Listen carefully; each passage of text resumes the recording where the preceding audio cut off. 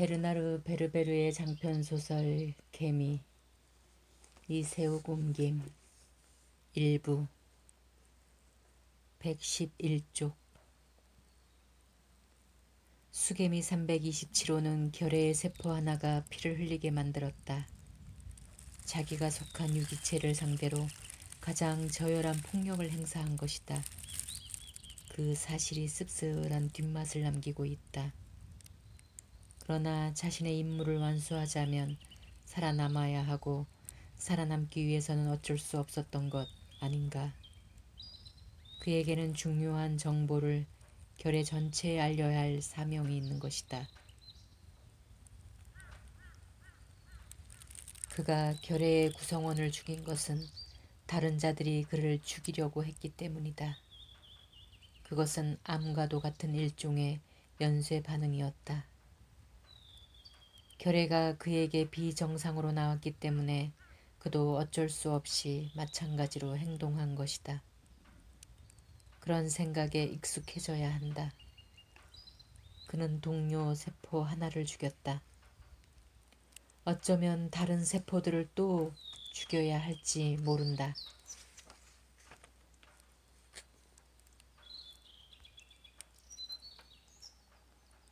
수개미는 더듬이를 깨끗이 닦고 문지기 개미의 미지근한 살덩어리 몇 점을 먹었다.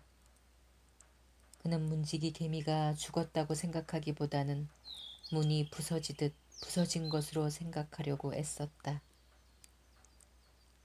통행허가 냄새를 잃어버린 수개미가 나무 통로를 빠르게 걸어가고 있다. 어머니의 방은 저쪽이다. 어머니 냄새가 난다. 때마침 기온이 25도인 시간이다. 그 온도에서는 금당 구역에 별로 개미가 없다. 슬그머니 들어가는 것이 어렵지 않을 것 같다. 그때 갑자기 반대쪽에서 다가오는 두 마리 병정개미의 냄새가 느껴졌다. 하나는 덩치가 크고 하나는 작다. 작은 병정개미는 다리수가 모자란다. 수개미와 병정개미 두 마리가 멀리서 서로 상대방의 냄새를 맡았다. 이럴 수가, 그놈이다. 이럴 수가, 그놈들이다. 327호는 병정개미들을 따돌리려는 일념으로 힘껏 도망을 친다. 그는 3차원으로 된 그 미로를 돌고 또 돌았다. 금당구역을 빠져나왔다. 이번에는 문지기 개미들이 그의 길을 막지 않았다.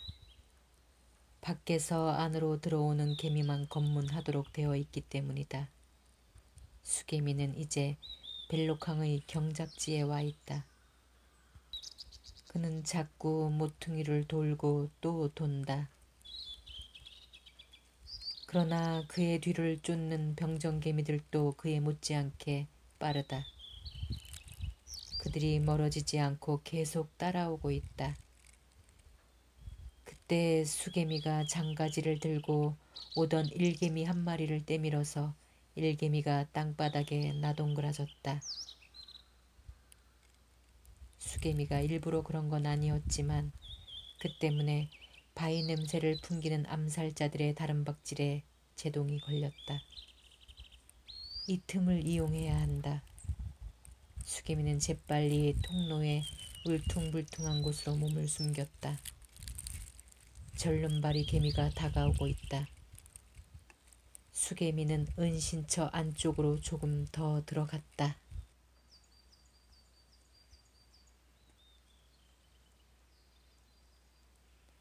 전문가.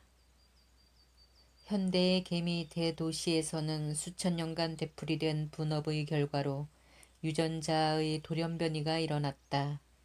그리하여 어떤 개미는 절단기 구실을 하는 커다란 위턱을 지니고 태어나 병정개미가 되고, 어떤 개미는 곡물을 빻기에 적합한 위턱을 지니고 태어나 곡물가루를 생산한다. 또 어떤 개미는 고도로 발달된 침샘을 가지고 있어서 어린 애벌레를 적시어주고 소독을 해준다. 마치 우리 인간 사회에서 그런 유전자 돌연변이가 일어나 병사들은 칼처럼 생긴 손가락을 가지고 태어나고 농부들은 과일을 따러 나무에 올라가기 편하도록 집게 모양의 발을 가지고 태어나고 유모들은 10쌍쯤 되는 유방을 가지고 태어나게 된다는 식이다.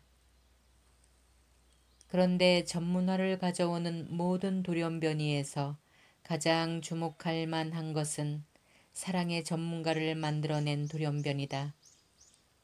실제로 일개미들은 생식 능력을 갖지 못한 채 태어난다. 할 일이 많은 일개미들이 성적인 충동 때문에 한눈을 파는 일이 없도록 하기 위함이다. 생식 능력은 모두 생식만을 도맡아 하는 전문가들에게 집중되어 있다. 수개미와 암개미. 다시 말하면 개미 문명의 왕자와 공주만이 생식 능력을 가지고 있는 것이다. 생식 능력을 가진 개미들은 오로지 사랑을 위해서 태어나고 그것을 위한 특별한 신체 구조를 지니고 있다. 그들은 교미하기에 편리하게끔 여러 가지 오묘한 기관들을 지니고 태어난다. 날개가 그렇고 추상적인 감정을 주고받는 더듬이가 그러하며 적외선을 감지하는 혼눈이 그렇다. 에드몽 웰즈 상대적이며 절대적인 지식의 백과사전.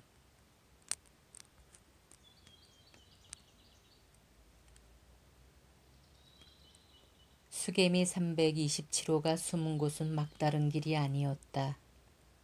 그곳은 작은 동굴로 통해 있다.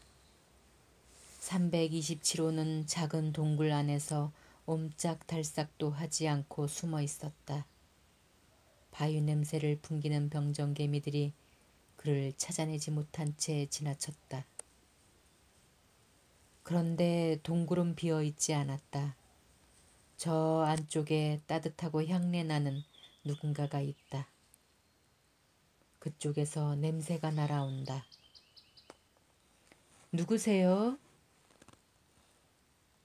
그 냄새 언어는 깔끔하고 정확하면서도 딱 부러진 데가 있다. 적외선 혼눈 덕분에 그는 자신에게 질문을 던지고 있는 커다란 개미를 볼 수가 있었다.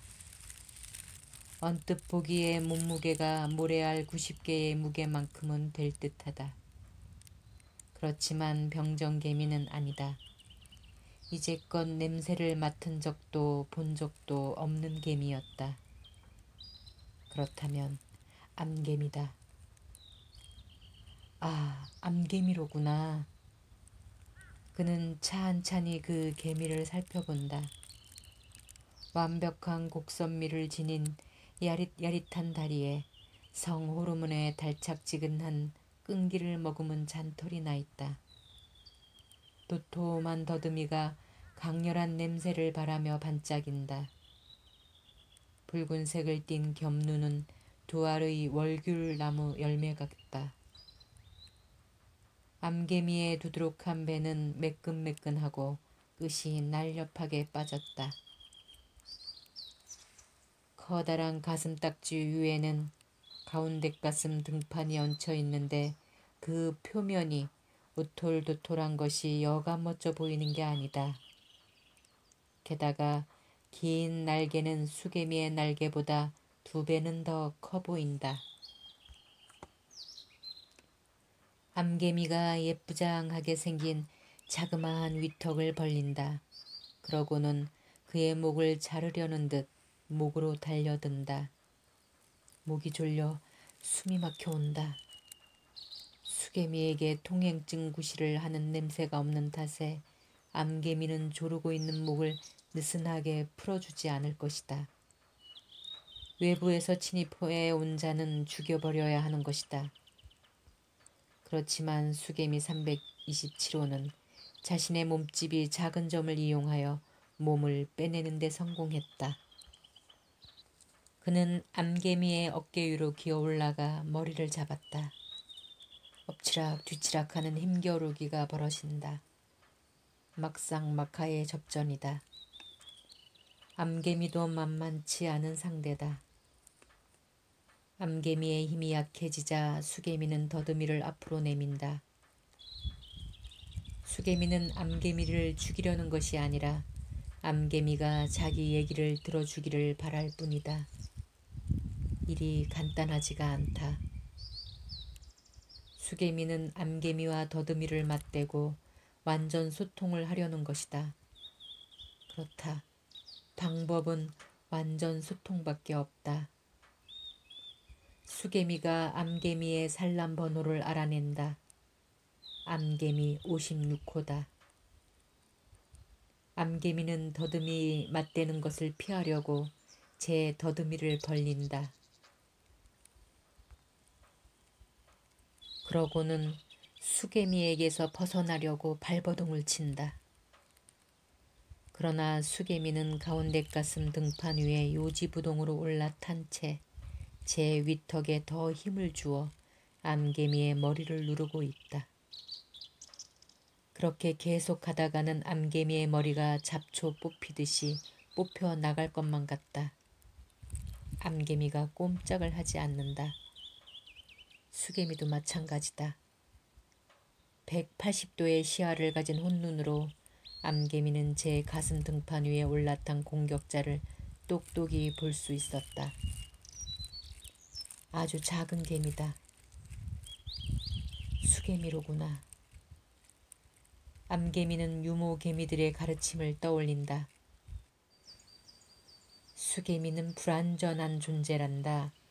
도시의 다른 모든 세포들과 달리 그들은 우리 종이 가진 염색체의 반밖에 가지고 있지 않지.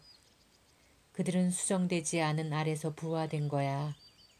그러니까 그들은 자유롭게 살아 움직이는 생식세포, 말하자면 커다란 정자인 셈이지. 그렇다면 지금 정충 한 마리가 암개미의 등에 올라타서 목을 조르고 있다는 얘기가 된다. 그런 생각을 하자 재미있다는 느낌마저 든다. 어째서 어떤 날은 수정이 되고 어떤 날은 수정이 되지 않는 걸까? 아마 온도 탓일 게다. 20도 이하에서는 여왕의 저정랑이 활동을 하지 않는다. 그래서 여왕은 수정이 안 된 알을 낳게 된다. 그러니까 수개미들은 추위의 산물인 셈이다. 죽음이 추위의 산물이듯이. 암개미 56호가 살과 키틴질로 된 실제의 수개미를 본 것은 이번이 처음이다. 그런데 여기 처녀들의 규방에 뭘 찾을 게 있다고 왔을까? 이곳은 암컷의 성세포들을 위해 마련된 금기의 구역이다.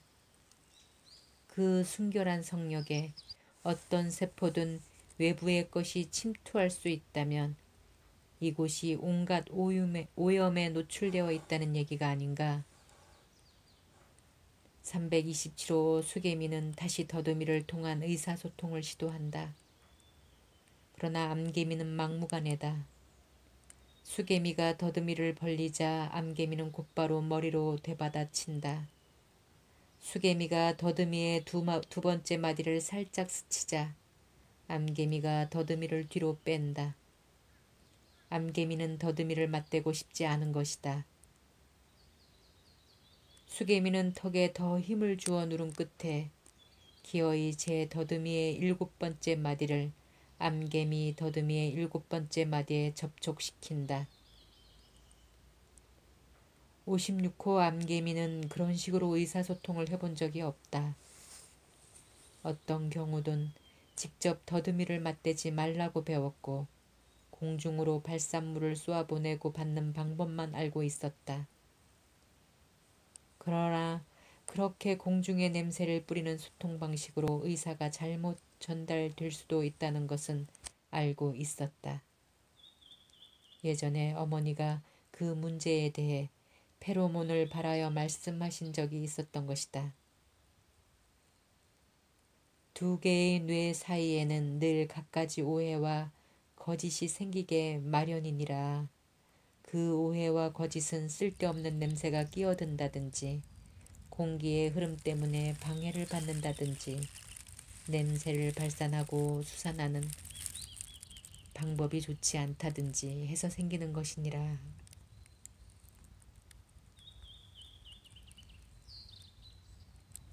그런 불상사를 막는 유일한 방법이 바로 완전 소통, 즉 더듬이와 더듬이를 직접 맞대는 방식이다.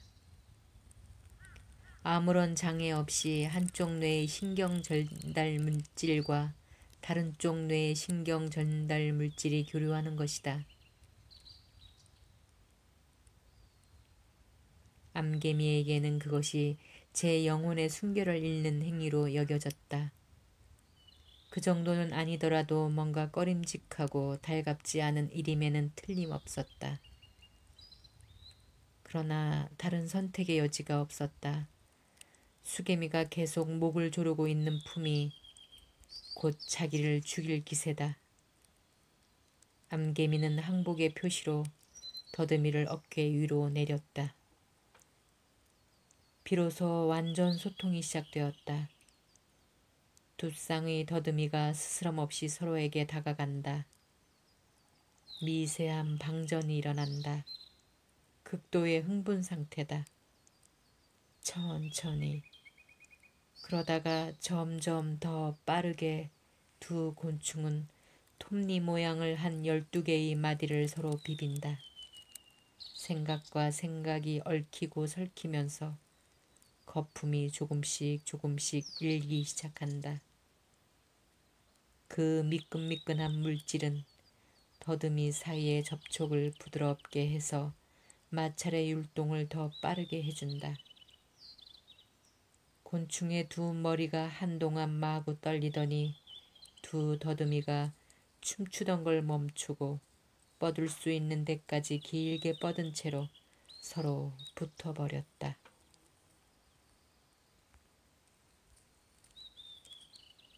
이제 그들은 머리와 몸은 둘이로 돼 오로지 한 쌍의 더듬이를 가진 하나의 존재일 뿐이다.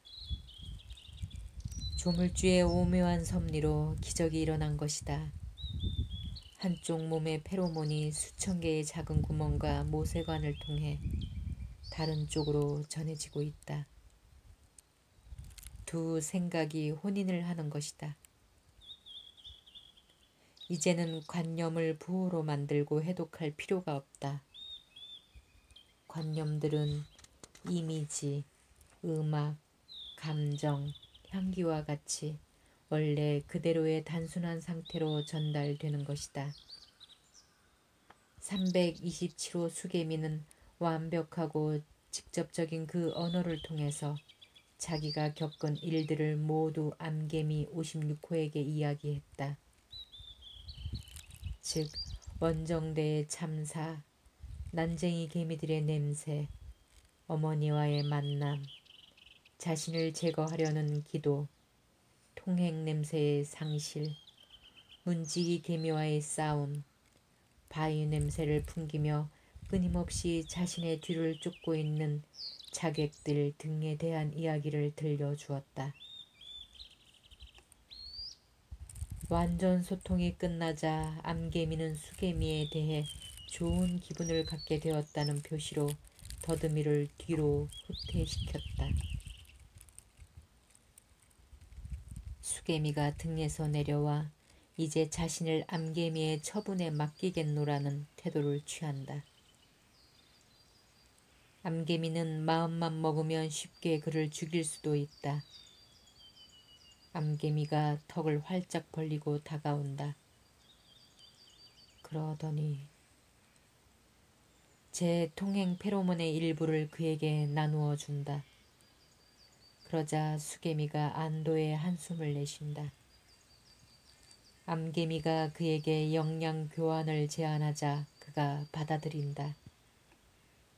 암개미는 그들이 대화를 나눌 때 생겨난 수증기를 흩뜨러뜨리려고 날개를 붕붕거린다. 마침내 수개미가 누군가를 설득하는데 성공한 것이다. 자신이 알고 있던 정보를 다른 세포에게 전달했고 그를 이해시켰으며 그가 그것을 받아들였던 것이다. 그는 머지않아 자신이 하려는 일을 함께할 집단을 형성하게 될 것이다.